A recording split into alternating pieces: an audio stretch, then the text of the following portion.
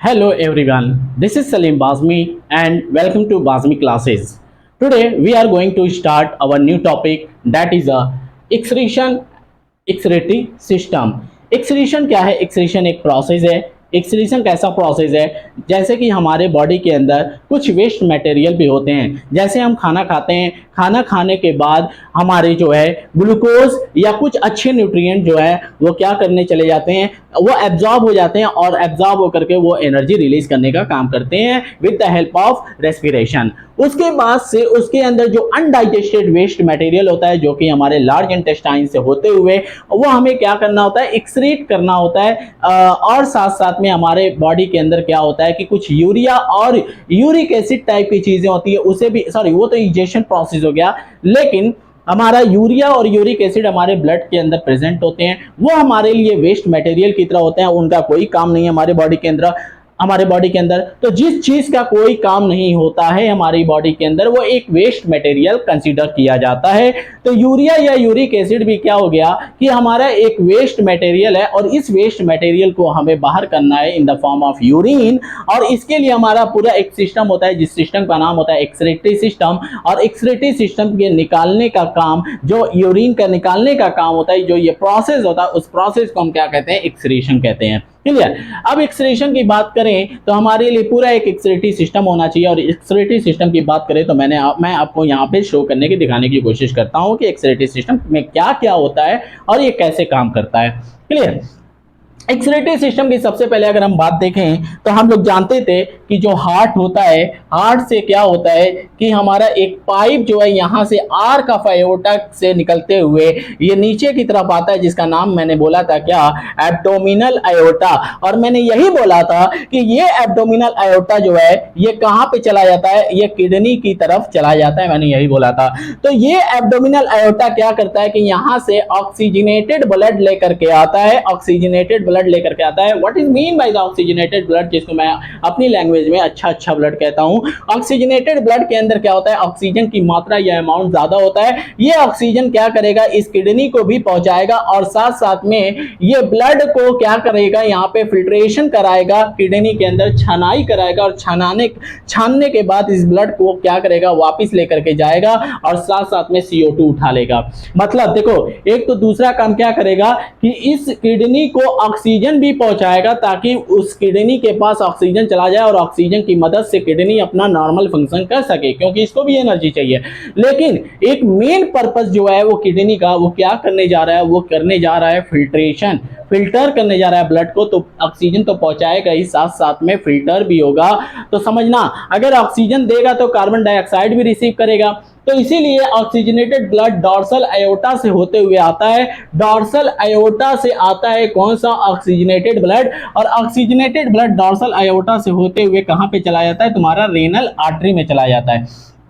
तो इसको हम लोग कहते हैं क्या, जिससे डॉर्सल एओर्टा से जो पाइप निकल के रखी किडनी में जाती है उसे हम कहते हैं क्या, रीनल आर्टरी कहते हैं। क्या कहते हैं, रीनल आर्टरी कहते हैं। बात समझना हमें कि डॉर्सल एओर्टा से ऑक्सीजनेटेड ब्लड आता है। कौन सा ब्लड आता है, ऑक्सीजनेटेड ब्लड आता है। और ये ऑक्सीजनेटेड ब्लड जिसमें ऑक्सीजन ज्यादा होता है, तो ये तुम्हारा रीनल आर्टरी भी ऑक्सीजनेटेड ब्लड किडनी तक पहुंचाता है। अब उसके बाद क्या है कि जैसे ही किडनी के पास ऑक्सीजनेटेड ब्लड पहुंच गया, फिल्ट्रेशन हुआ, कार्बन डाइऑक्साइड को उठाएगा, तो फिर से क्या करेगा, ये किडनी से कार्बन डाइऑक्साइड वाला ब्लड ये रीनल वीन से होते हुए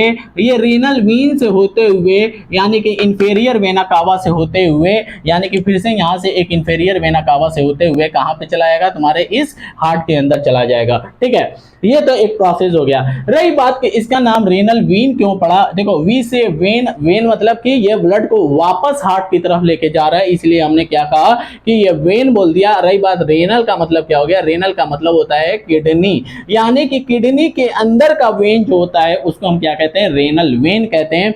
इसी तरीके से यहाँ पे भी क्या है कि देखो, एक तुम्हारा यहाँ पे भी क्या है, वेन, ठीक है, ये वेन है। तो इस वेन को अगर हम देखें तो ये किडनी का वेन है, किडनी के पास पाया जाने वाला या कनेक्ट करने वाला वेन है, इसीलिए इसको हम रेनल वेन कहते हैं। रेनल का मतलब होता है किडनी।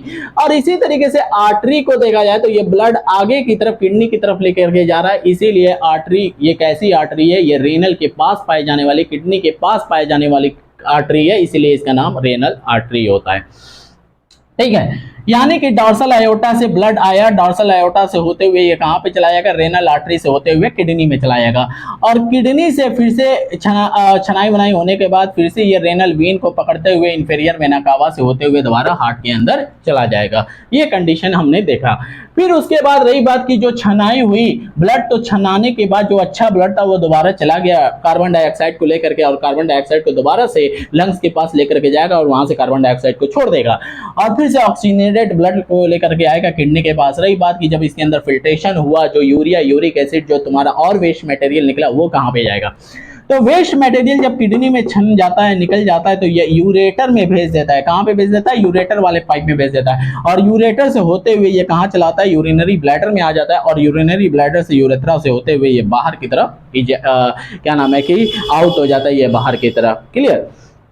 तो इस तरीके से किडनी के अंदर हमारे कौन कौन से पार्ट हो गए, डॉर्सल एओर्टा हो गया, इंफीरियर वेना कावा हो गया, रीनल आर्टरी हो गया, और क्या हो गया, रीनल वेन हो गया। और देखो किडनी के ऊपर एक ग्लैंड भी पाया जाता है। ये ग्लैंड का बहुत सारे काम होते हैं, बहुत सारे फंक्शन होते हैं। किसी कोई मिनरल को क्या नाम है कि मिनरल को क्या करता है, मिनरल को हमारे बॉडी के अंदर जो है उसको मेंटेन करने का काम करता है। और इसी तरीके से क्या होता है कि जैसे कि मिनरल के साथ साथ ग्लूकोज को मेंटेन करने का काम करता है। तो ये कुछ हार्मोन निकलवाते हैं, ग्लूकोकार्टिकॉइड, मिनरलोकार्टिकॉइड जैसे हार्मोन। तो ये तुम्हारे टॉपिक के अंदर अभी नहीं है, वो 11th की बात है।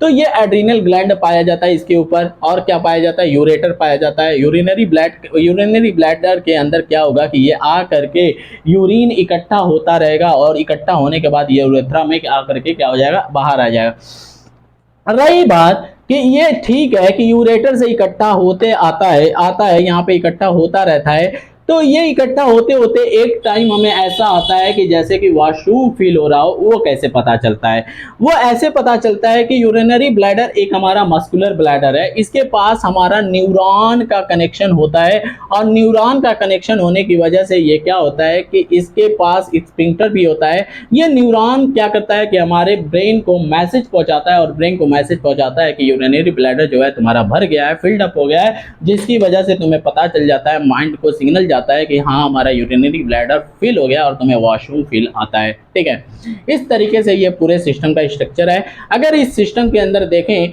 तो हमें क्या क्या देखने को मिलता है, हमें देखने को मिलता है कि इसके अंदर एक पेयर ऑफ किडनी है, यानी कि एक पेयर का मतलब 2 किडनी है।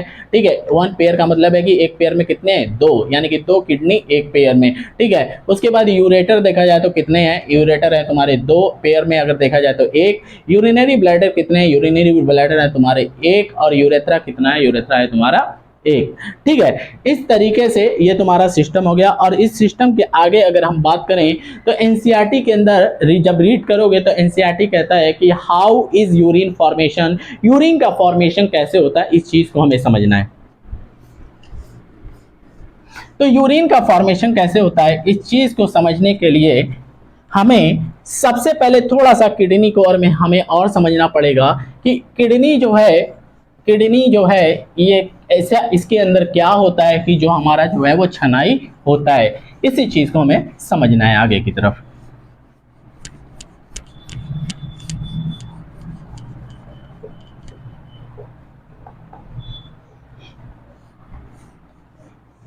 ठीक, समझिएगा। सबसे पहले तुम्हारे एनसीईआरटी के अंदर ये कहता है कि how is urine formation, urine का फॉर्मेशन जो है वो कैसे होता है, इसी चीज को हमें समझना है कि यूरिन का फॉर्मेशन कैसे होता है। बड़ा आसान है समझना। मान लो कि ये तुम्हारी क्या है, ये किडनी है। ठीक है, ये क्या है, तुम्हारी किडनी है। तो जो एक किडनी है, ये कितनी किडनी है, ये एक किडनी है।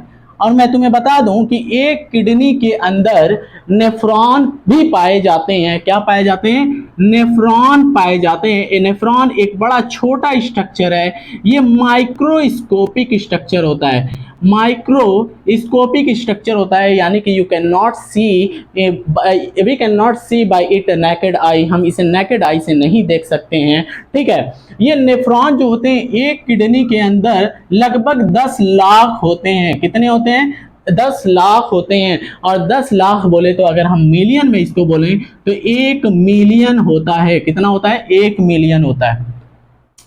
एक किडनी के अंदर 10 लाख नेफ्रॉन होते हैं, यानी कि 1 मिलियन नेफ्रॉन होते हैं। और यही नेफ्रॉन जो है ये यूरिन जो है बनाता है। यूरिन का फॉर्मेशन जो है, यूरिन का फॉर्मेशन जो है यही नेफ्रॉन करता है। कौन करता है? नेफ्रॉन करता है यूरिन का फॉर्मेशन। ठीक है, यूरिन का फॉर्मेशन कौन करता है? नेफ्रॉन करता है। अब अगर नेफ्रॉन करता है तो इसका मतलब ये है कि इस किडनी का मेन फंक्शन करने वाला जो है वो कौन है? नेफ्रॉन है। इसीलिए नेफ्रॉन को जो है हम लोग क्या कह देते हैं कि ये यूनिट फंक्शनल, क्या है कि यूनिट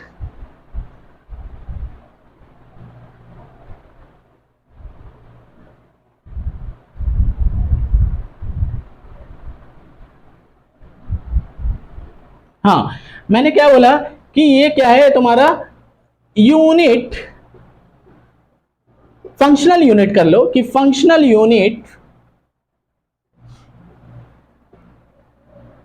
ऑफ किडनी होता है। यानी कि तुम्हारे मेन किडनी के अंदर जो है, मेन किडनी के अंदर जो काम करने वाला है, जो सबसे बेसिक चीज होता है, जो फॉर्मेशन ऑफ यूरिन को करने का काम करता है, वो नेफ्रॉन होता है। कौन होता है?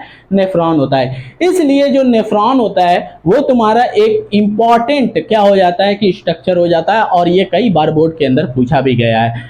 इसीलिए नेफ्रॉन को एक फॉर्मेशन ऑफ यूरिन होने की वजह से, यानी कि इसके फंक्शनल, यानी कि इसके फंक्शन को देखते हुए इसका एक और नाम दे दिया जाता है, जिसका नाम होता है यूरिनीफेरस ट्यूब्यूल। क्या बोला जाता है? Uriniferous tubule. इसका नाम होता है यूरिनीफेरस ट्यूब्यूल। तुम लोग कंफ्यूज मत होना कि सर इसको कैसे लिखें, इसको पॉइंट वाइज ऐसे करते हुए लिख लेना कि one kidney have a 10 lakh nephron or a 1 million nephron. The formation of the functional unit of nephron is a the functional unit of kidney is nephron. तो nephron is a functional unit of kidney. तो ये functional unit में क्या हो जाएगा? ये nephron हो जाएगा। ठीक है, और इसी तरीके से यूरिन का फॉर्मेशन करेगा नेफ्रॉन, जिसको हम यूरिनीफेरस ट्यूब्यूल भी कहते हैं, और ये माइक्रोस्कोपिक स्ट्रक्चर होते हैं। मतलब ये है कि अगर मैंने किडनी बनाया, ये इतने छोटे किडनी के अंदर इस तरीके से 10 लाख लगभग तो होते हैं। मैंने तो ये डॉट बना दिया, तो डॉट तो थोड़ा बड़ा हो गया, हालांकि वो डॉट दिखता भी नहीं है। माइक्रोस्कोपिक का मतलब है कि क्या तुम एक डॉट भी नहीं देख सकते, यानी कि वो इतना छोटा होता है। और इतना छोटा होने की वजह से ही इसको क्या कहा जाता है? इसको ये कहा जाता है कि this is a microscopic structure which can not be seen by the naked eye. अगर इतनी बातें समझ में आई है कि नेफ्रॉन, किडनी के अंदर नेफ्रॉन जो होता है वही यूरिन का फॉर्मेशन करता है, तो आइए अब समझते हैं कि ये नेफ्रॉन जो है, ये यूरिन का फॉर्मेशन जो है वो किस तरीके से करता है और इसके क्या क्या स्ट्रक्चर होते हैं। तो नेफ्रॉन का स्ट्रक्चर जो है ये थोड़ा इंपॉर्टेंट है, और इसकी प्रैक्टिस आप लोग क्या करिएगा, कम से कम 2 से 3 बार कॉपी पे करिएगा, तभी बना पाओगे। ठीक है, आइए समझते हैं कि नेफ्रॉन का जो है स्ट्रक्चर सबसे पहले हम देखेंगे कि कैसे होता है, और उसके बारे में थोड़ा सा हम फंक्शन देखेंगे कि कैसे यूरिन बनाता है, कैसे हमारा यूरिन जो है वो हमारे किडनी के अंदर, बॉडी के अंदर बनता है। क्लियर? सबसे पहले अगर हम बात करें तो हमें समझना पड़ेगा कि नेफ्रॉन के अंदर क्या क्या पाया जाता है। तो नेफ्रॉन के अंदर स्ट्रक्चर देखने के लिए सबसे पहले मैं बता दूं कि नेफ्रॉन को 2 पार्ट में हम डिवाइड कर देते हैं। एक का नाम हो जाता है क्या? ग्लोमेरुलस। क्या हो जाता है? ग्लोमेरुलस। ग्लोमेरुलस क्या होता है? ये एक स्ट्रक्चर होता है कहां पे? Between efferent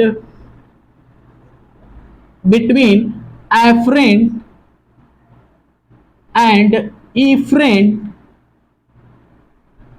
arteriole. ठीक है, या कैपिलरी। आर्टेरियल बोल दो या कैपिलरी बोल दो, तो मैं कैपिलरी बोल दे रहा हूं। कैपिलरी क्या होता है समझते ही हो? ये एक छोटा सा वेसल होता है, बहुत ही थिन होता है, जो क्या करता है कि सेल टू सेल न्यूट्रिएंट को पहुंचाने का काम करता है। लेकिन यहाँ पे एफरेंट और इफरेंट तुम लोगों को समझना है, लेकिन वो मैं समझा दूंगा, डोंट वरी। अभी मैं स्ट्रक्चर बनाऊंगा, सब कुछ समझ में आ जाएगा। एक क्या हो गया कि नेफ्रॉन को मैंने 2 पार्ट में बांटा। एक क्या नाम रख दिया? ग्लोमेरुलस, और दूसरे का नाम मैं रख देता हूं क्या? Renal tubule. क्या रख देता हूं? Renal tubules. ठीक है, और रीनल ट्यूब्यूल्स के अंदर यानी कि ट्यूब पाए जाएंगे, लेकिन उस ट्यूब में अंदर देखो एक लंबी ट्यूब होगी, लेकिन उस ट्यूब में जो है अलग अलग पोजीशन के होने की वजह से उस ट्यूब का नाम अलग अलग रख दिया जाता है। रीनल ट्यूब्यूल में समझना पहला, दूसरा, तीसरा, चौथा।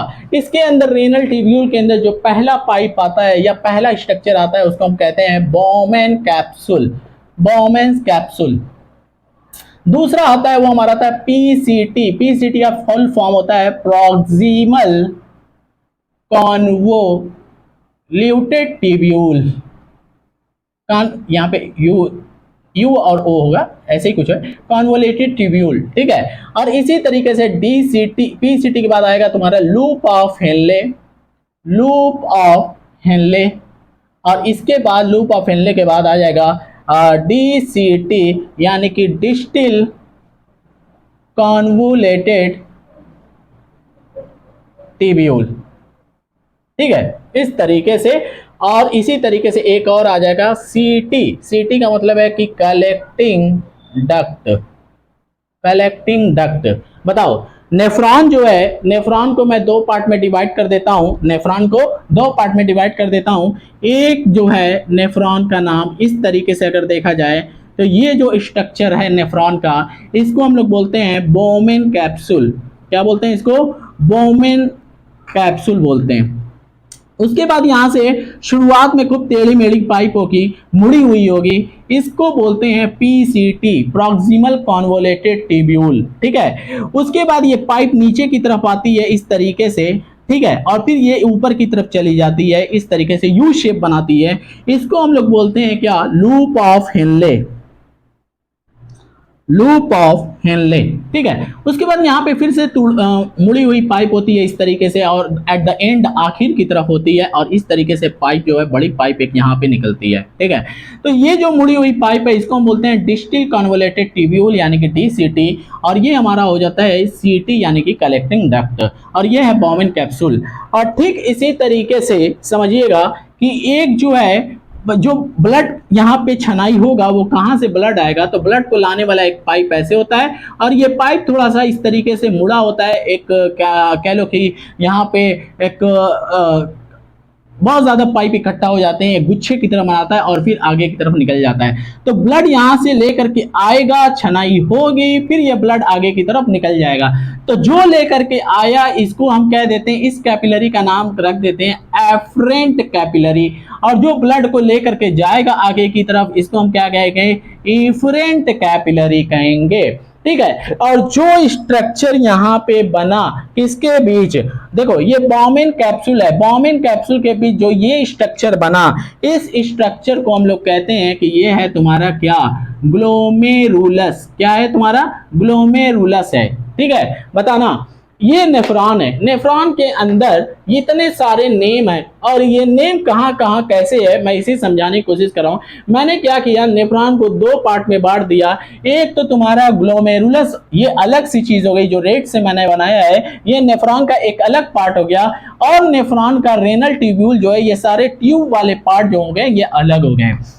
इसी दो पार्ट में मैंने डिवाइड किया। तो ग्लोमेरुलस के अंदर मुझे एक एफरेंट और एक इफरेंट कैपिलरीज के बीच में ग्लोमेरुलस दिखाई देने को मिला है, तो इसीलिए मैंने लिखा है ग्लोमेरुलस जो है वो between the afferent and efferent capillary होगा, ठीक है, पहला चीज।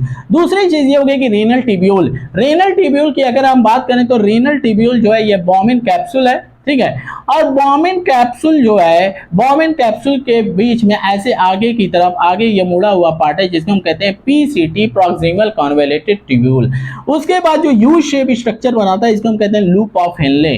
फिर उसके बाद आगे जो स्ट्रक्चर बना डीसीटी यानी कि डिस्टल कॉन्वोलेटेड ट्यूब्यूल। इसके बाद जो पाइप बनी इसको हम कहते हैं कलेक्टिंग डक्ट, यानी कि जो आया वो सारी चीजें यहाँ पे कलेक्ट होंगी, ठीक है। ये स्ट्रक्चर हो गया नेफ्रॉन का। अब थोड़ा सा इसी का फंक्शन पढ़ते हैं कि कैसे जो है वो यूरिन बनता है इसी नेफ्रॉन के अंदर। तो इसी चीज को हम एक बार और सीखेंगे through with the help of किससे? नेफ्रॉन से। तो इसके बाद हमारा ये चैप्टर भी कंप्लीट हो जाएगा, ये टॉपिक भी कंप्लीट हो जाएगी। अगर तुम लोग कहोगे तो मैं तुम लोगों को एक्सरसाइज भी इसी पे सॉल्व करवा दूंगा, जितने भी क्वेश्चन बोर्ड के अंदर पूछे गए हैं और पूछे जाते हैं, कैसे क्वेश्चन पूछे जाते हैं, ठीक है। ये तुम लोगों के ऊपर डिपेंड है। अगर कमेंट करोगे तो मैं करा दूंगा, नहीं करोगे, मुझे लगेगा नहीं जरूरत है तो नहीं कराऊंगा, क्लियर। चलिए, अब उसके बाद यूरिन का फॉर्मेशन जो है वो कैसे होता है? यूरिन फॉर्मेशन, इसको हम समझते हैं। सबसे पहले इसके लिए फिर से हमें क्या करना पड़ेगा, हमें स्ट्रक्चर ऑफ नेफ्रॉन को देखना पड़ेगा। और फिर यहाँ पे ये मुड़ा हुआ पार्ट क्या, पीसीटी, और फिर नीचे की तरफ जाएगा, थोड़ा ये चौड़ा होता है, जब नीचे की तरफ जाता है तो थोड़ा चौड़ा होता है, फिर आखिर में आकर के थोड़ा पतला हो जाता है, फिर ये इस तरीके से यू टर्न ले लेता है, और यू टर्न लेने के बाद फिर यहाँ से ये मुड़ा हुआ पार्ट आ जाता है, और फिर इस तरीके से ये पाइप जो है आगे की तरफ ये पाइप निकल जाती है। इसी का नाम होता है नेफ्रॉन। क्या होता है, नेफ्रॉन। मैंने बोला था ये कौन सा पार्ट है, it is a PCT, proximal convoluted tubule. ये क्या है, तुम्हारा लूप ऑफ हेनले। कई बार बुक में, दूसरी बुक में क्या कर देता है, जो ये नीचे की तरफ आ रहा है लूप ऑफ हेनले, इसी को कह देता है कि नीचे की तरफ आना, यानी कि ऊपर से नीचे की तरफ आना, इसी को कह देता है डिसेंडिंग लूप ऑफ हेनले।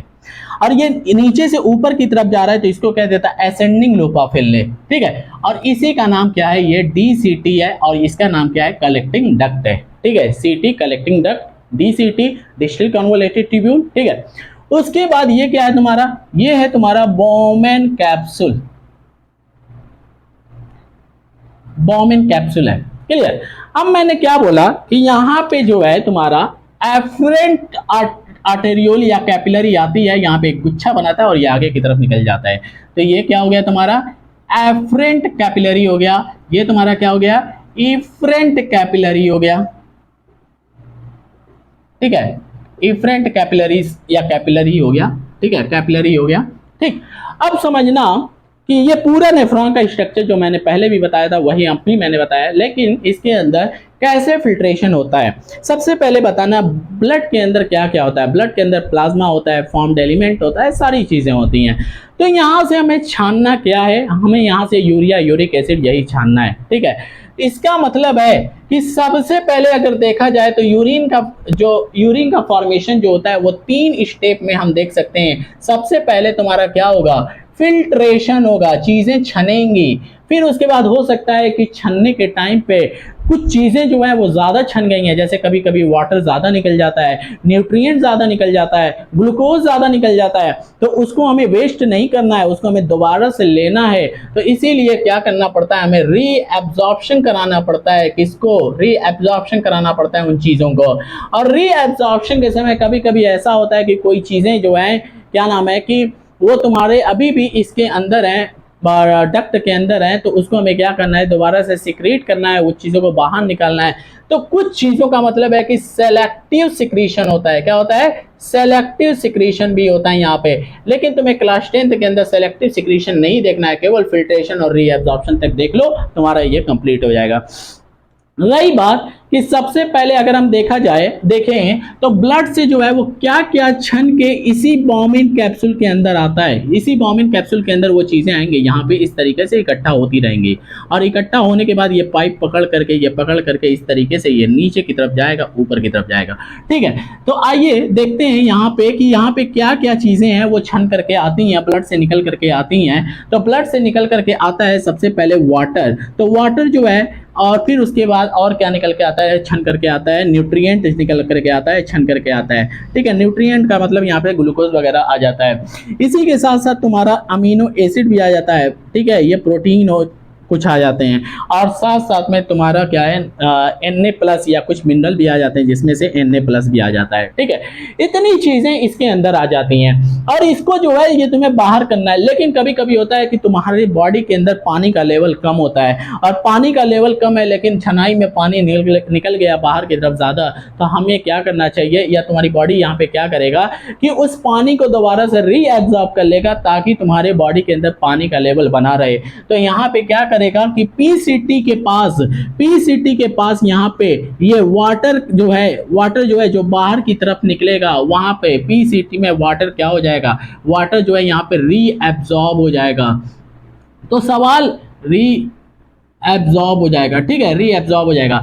तो सवाल या क्वेश्चन जो आता है, क्लास 11th की ये बात है, तुम लोगों के अंदर नहीं है, क्लास 11 के अंदर एक क्वेश्चन आता है कि बताओ सबसे ज़्यादा पानी का एब्जॉर्प्शन जो है वो कहाँ होता है, तो सबसे ज़्यादा पानी का एब्जॉर्प्शन जो है वो पीसीटी के अंदर होता है। तो ये एक इंपॉर्टेंट क्वेश्चन बन जाता है उन लोगों के लिए, लेकिन ये तुम्हारे लिए भी इंपॉर्टेंट है कि वाटर का या न्यूट्रिएंट का या अमीनो एसिड का या कुछ ऐसी चीज़ों का जो एब्जॉर्प्शन है यहाँ पे पीसीटी पे भी होता है, तो यानी कि पीसीटी के अंदर रीएब्जॉर्प्शन भी होता है। इसी तरीके से कुछ ऐसी भी चीज़ें होती हैं एब्जॉर्प्शन के बाद आगे निकल जाती हैं, लेकिन उसका हमें सिक्रीशन कराना होता है। बहुत सारे ऐसे मिनरल होते हैं तो वो बाद में हो जाता है। तो इस तरीके से यहाँ पे पहला जो हुआ हमारा यहाँ से यहाँ तक ये जो फंक्शन हुआ, यहाँ से ये सारी चीज़ें निकली। तो ये कैसे निकली, ये सबसे पहले हमारा क्या हुआ, फिल्ट्रेशन हुआ। क्या हुआ, फिल्ट्रेशन हुआ। फिर क्या हुआ, रीएब्जॉर्प्शन हुआ। और इस तरीके से जो चीज़ें बनी हमारा वो यूरिन बन गया। और यूरिन जो है वो जब बना, वो जो वेस्ट मटेरियल चीज़ें बनी वो होते हुए ये कलेक्टिंग डक्ट में आता है, और कलेक्टिंग डक्ट से होते हुए ये किडनी के कुछ पार्ट से होते हुए और यूरेटर में चला जाता है, और यूरेटर से होते हुए फिर कहाँ से क्या नाम है कि यूरिनरी ब्लैडर में चला जाता है, यूरिनरी ब्लैडर में चला जाता है। और यूरिनरी ब्लैडर से होते हुए ये कहाँ से, यूरेथ्रा से तुम्हारा क्या हो जाता है कि ये यूरिन जो है वो बाहर आ जाता है। क्लियर। लेकिन इसी चीज का अगर हम देखें, सबसे पहले यूरिन फॉर्मेशन की अगर हम बात करें तो हमारे पास किडनी के अंदर एक स्ट्रक्चर पाया जाता है, माइक्रोस्कोपिक स्ट्रक्चर होता है। क्या होता है, उसका नाम नेफ्रॉन होता है। और अगर नेफ्रॉन होता है तो नेफ्रॉन कितने होते हैं, एक किडनी के अंदर लगभग 10 लाख नेफ्रॉन होते हैं। कितने होते हैं नेफ्रॉन, 10 लाख नेफ्रॉन होते हैं। और नेफ्रॉन का काम होता है यूरिन बनाना। क्या, यूरिन बनाना। और कैसे बनाता है, कहता है कि यह एफरेंट से ब्लड आता है और यहाँ पे एक गुच्छे टाइप जैसा बनाता है। इस गुच्छे टाइप का नाम क्या होता है, ग्लोमेरुलस होता है। यानी कि ग्लोमेरुलस से ही कहाँ पे, यहीं पे फिल्ट्रेशन होता है, ग्लोमेरुलस से ही फिल्ट्रेशन होता है। बॉमिन कैप्सूल में चीजें आती हैं, ये सारी चीजें आती हैं, और जो एक्स्ट्रा चीजें होती हैं वो दोबारा से रीएब्जॉर्ब हो जाता है। और ये आगे की तरफ यूरिन का जो फॉर्मेशन है वो आगे की तरफ मूव करते हुए किडनी से होते हुए, यूरेटर से होते हुए, यूरिनरी ब्लैडर से होते हुए यूरेथ्रा से ये आउट हो जाता है, बाहर की तरफ निकल जाता है। लेकिन रही बात कि ये ब्लड जो आया एफरेंट से इफरेंट से, फिर ये कहाँ गया। तो अब यहाँ पे दो चीजों का रास्ता या पाथवे हमें देखने को मिलता है। एक तो ब्लड का पाथवे देखने को मिलता है, एक हमारा किसका, यूरिन का पाथवे देखने को मिलता है। तो इस पाथवे को हम क्या कर सकते हैं, देख सकते हैं।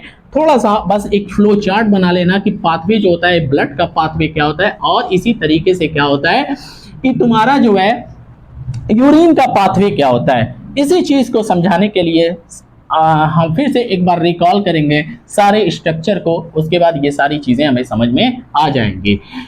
ठीक है, समझना। सबसे पहले तुम्हारा ब्लड जो आया था किडनी के अंदर वो कहां से आया था। सबसे पहले मैं ब्लड का पाथवे दिखा रहा हूं, ठीक है, ब्लड पाथवे दिखा रहा हूं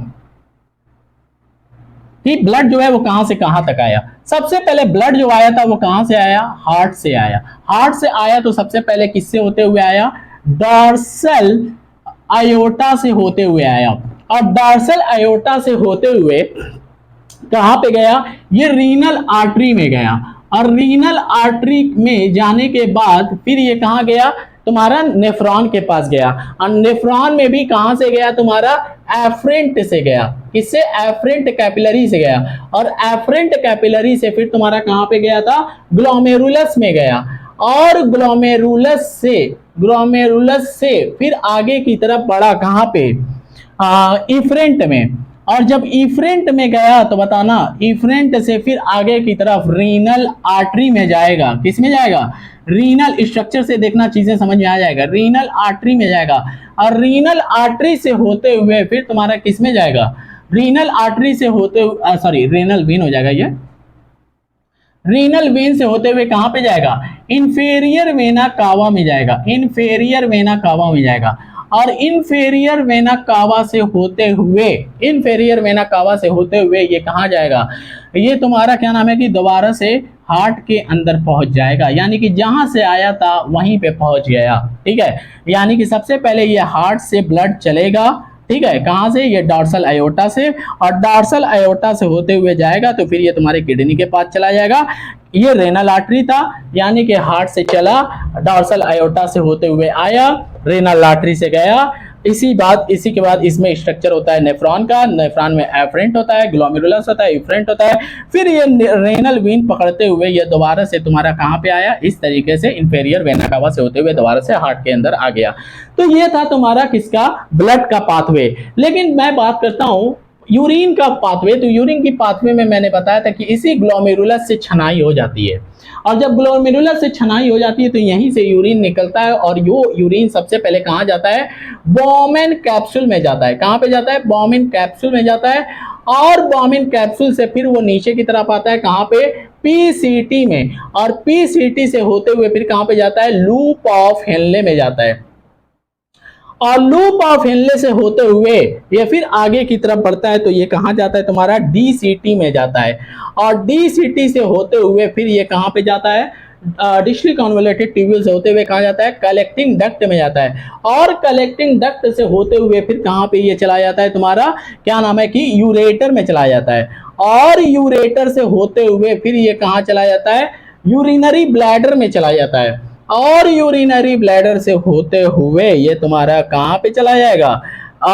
यूरेथ्रा से आउट हो जाएगा। यूरेथ्रा से क्या हो जाएगा, यूरिन तुम्हारी ये बाहर की तरफ आ जाएगी, आउट हो जाएगा। इस तरीके से हमारा ये चैप्टर खत्म हुआ, ये लेक्चर भी खत्म हुआ। और इसके बाद अगर कोई डाउट होगा तो बिल्कुल मुझे कमेंट करना, लाइक करना, शेयर करना, ठीक है, और मुझे बताना कोई दिक्कत होगी तो। इसके बाद अगर तुम कहोगे तो मैं तुम्हें सेकेंड चैप्टर जो है, इसके बाद 7th चैप्टर जो है, दैट इज कोऑर्डिनेशन। कोऑर्डिनेशन भी बड़े टॉप का चैप्टर है, मैं इसको बड़े अच्छे से पढ़ाऊंगा अगर कहोगे तो, ठीक है। Thank you, thanks a lot, have a nice day.